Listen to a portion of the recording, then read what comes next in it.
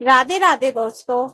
अगर आपको हमारी वीडियो पसंद आती है तो प्लीज चैनल को सब्सक्राइब जरूर करें। मानव ने ऑफिस से आकर घर में प्रवेश ही किया था कि अचानक उसके पापा रमेश जी की आवाज उसके कानों में पड़ी। मानव की माँ, जरा इधर रसोई में आना तो, जरा ये सब्जी चखकर बताओ तो कैसी बनी है। ये सुनकर उसके पैर अपने आप ही दरवाजे पर ठिठक गए। तभी मम्मी विद्या जी की भी आवाज आई, अरे कैसे क्या बनी होगी, हमेशा की तरह लाजवाब ही होगी। सब्जी बनाना तो कोई तुमसे सीखे। मम्मी की आवाज सुनकर उसके पैर अपने आप ही रसोई की तरफ चल दिए। जाकर देखा तो मम्मी पापा दोनों ने मिलकर रसोई की कमान संभाल रखी थी। यह देखकर मानव ने कहा, पापा आप रसोई में? सुनकर पापा ने कहा, हाँ, तेरी मम्मी का सुबह से सिर दर्द हो रहा था तो सोचा कि इसकी मदद ही करा दूं। काम जल्दी हो जाएगा। आखिर मेरी जीवन साथी है, उसे अकेला कैसे छोड़ दूं। बस बेटा, तू बैठ बाहर, अभी खाना तैयार हो जाएगा, फिर तीनों मिलकर साथ ही खाना खा लेंगे। मम्मी ने कहा। सुनकर मानव वापस बाहर आ गया और अपने कमरे में जाकर चेंज करने लगा। चेंज करते समय भी उसके दिमाग में कई बातें चल रही थी, पर उसने कुछ नहीं कहा। चुपचाप चेंज कर बाहर आ गया।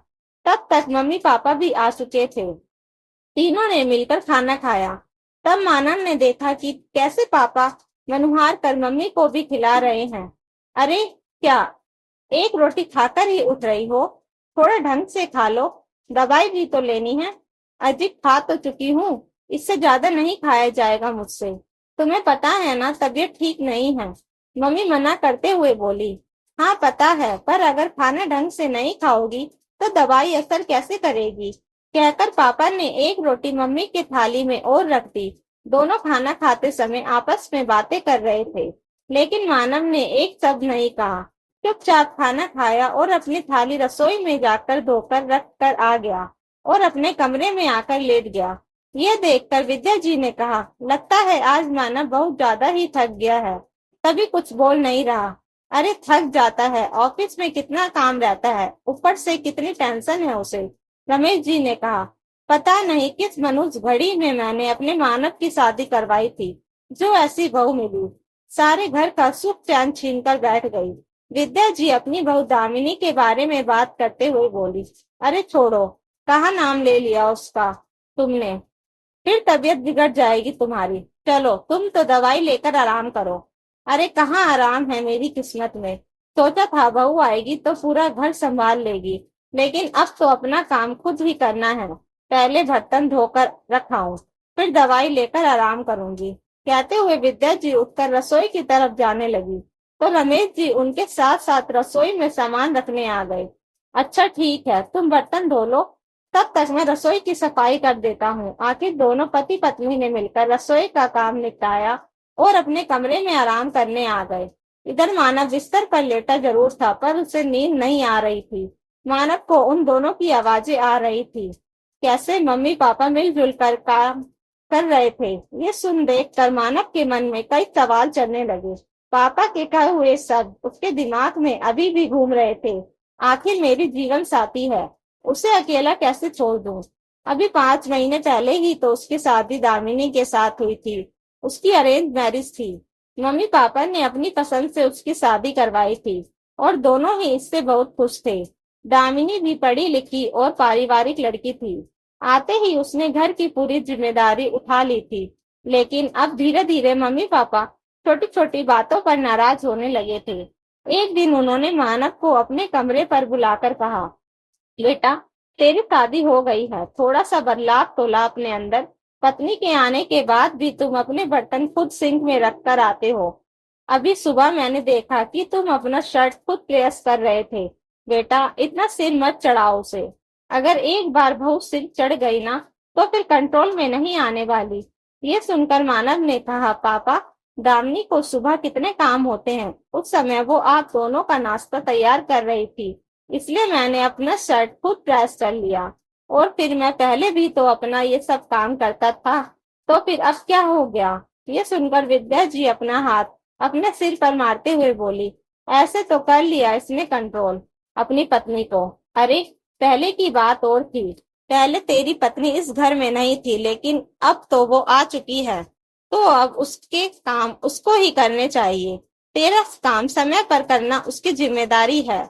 आखिर विद्या जी की बात सुनकर मानव कुछ नहीं बोला, लेकिन हाँ, दूसरे दिन से उसने अपने हर काम के लिए दामिनी को आवाज देना शुरू कर दिया, जिसे देखकर मम्मी पापा आप खुश थे। हालांकि दामिनी को ये बदलाव अजीब लगा था, पर उसने कुछ नहीं कहा। पर फिर भी मम्मी पापा दामिनी की छोटी छोटी बातों को पकड़ते थे। अब तो यह आलम हो गया था कि कई बार मानव दामिनी को डांट भी देता था, लेकिन उस दिन दामिनी की तबीयत ज्यादा खराब थी। रात भर वह चैन से सो भी नहीं पाई थी। इस कारण वो दवाई लेकर सोई थी। जैसे तैसे उसे सुबह 3 बजे के आसपास नींद आई थी, तो उसकी सुबह नींद नहीं खुली। उस दिन जब विद्या जी की नींद खुली, तो मानव ही रसोई में सुबह का नाश्ता तैयार कर रहा था। उसे रसोई में देखकर वो हैरान रह गई। विद्या जी को देखते ही मानव बोला, अरे मम्मी, आप उठ गई? चलो अच्छा है, मैं चाय बना लेता हूँ, फिर हम लोग साथ में ही चाय पियेंगे। तू रसोई में क्या कर रहा है? विद्या जी ने पूछा। अरे मम्मी, दामिनी की तबीयत खराब है, रात भर बुखार से तप रही थी। अभी सुबह 3 बजे ही दवाई लेकर सोई है, इसलिए उसकी नींद नहीं खुली। तो सोचा चलो आज चाय नाश्ता मैं ही तैयार कर देता हूँ। कहकर मानव गैस पर चाय के लिए पानी चढ़ाने लगा। अगर बहू की तबीयत खराब थी तो मुझे बोल देता, मैं बना देती, विद्या जी ने कहा। अरे मम्मी, तो क्या हो गया, आप तो बैठो, मैं चाय लेकर आता हूँ, कहकर मानव ने विद्या जी को रसोई से बाहर भेज दिया। यह देखकर विद्या जी ज्यादा नाराज हो गई। इतनी क्या तबीयत खराब हो रही थी बहू की, जो उठकर खुद चाय भी नहीं बना सकी। पति को ही लगा दिया रसोई में काम पर। इधर जब रमेश जी ने देखा कि मानव चाय बनाकर लेकर आया है, बस इसी बात को लेकर उन्होंने हंगामा कर दिया। उस समय तो जैसे तैसे मानव उन्हें समझा कर ऑफिस रवाना हुआ था, लेकिन शाम तक जब आया तो देखना दामिनी के मम्मी पापा भी घर पर मौजूद थे। बात जरूरत से ज्यादा बिगड़ चुकी थी। मानव के मम्मी पापा समझने का नाम नहीं ले रहे थे। इधर दामिनी की तबीयत खराब थी। ये देखकर उसके मम्मी पापा उसे अपने साथ ही ले गए, लेकिन अब मम्मी पापा उसे लाने के पक्ष में नहीं थे। उनका कहना था कि बहू के माता पिता उसे समझाने की जगह उसे अपने साथ लेकर चले गए, तो जिस तरह लेकर गए थे उसी तरह खुद ही छोड़कर जाए। बस बात इसी तरह बिगड़ती जा रही थी। बाहर गिलास गिरने की आवाज से मानव की तंद्रा टूटी। उसने उठकर देखा तो पापा पानी का गिलास लेकर जा रहे थे। मानव को देखते ही बोले, अरे बेटा, कुछ नहीं हुआ, वो तेरी मम्मी को दवाई देने के लिए पानी का गिलास लेकर जा रहा था, अंधेरा था इसलिए टकरा गया। कोई बात नहीं, मैं ये उठा लूंगा, तू जा आराम कर। सुनकर मानव कमरे में आ गया। दूसरे दिन वो ऑफिस से काफी देर बाद घर आया। जब घर आया तो दामिनी उसके साथ थी।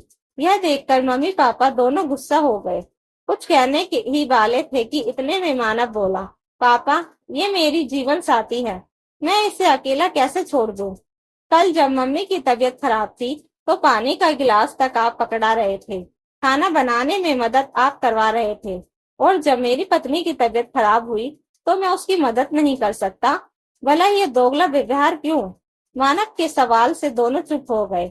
हालांकि मानव उन दोनों की मर्जी के खिलाफ दामिनी को लेकर आया था, इसलिए दोनों नाराज थे। पर मानव ने सब कुछ समय पर डाल दिया, ये सोचकर कि समय के साथ सब कुछ ठीक हो जाएगा। उसने छोटी मोटी बातों को इग्नोर करना शुरू कर दिया। जब मानव ने ही कोई प्रतिक्रिया नहीं दी, तो अपने आप ही मम्मी पापा भी चुप हो गए। दोस्तों, कहानी अच्छी लगी हो तो प्लीज वीडियो को लाइक, शेयर एंड सब्सक्राइब जरूर करें। Thank you for watching.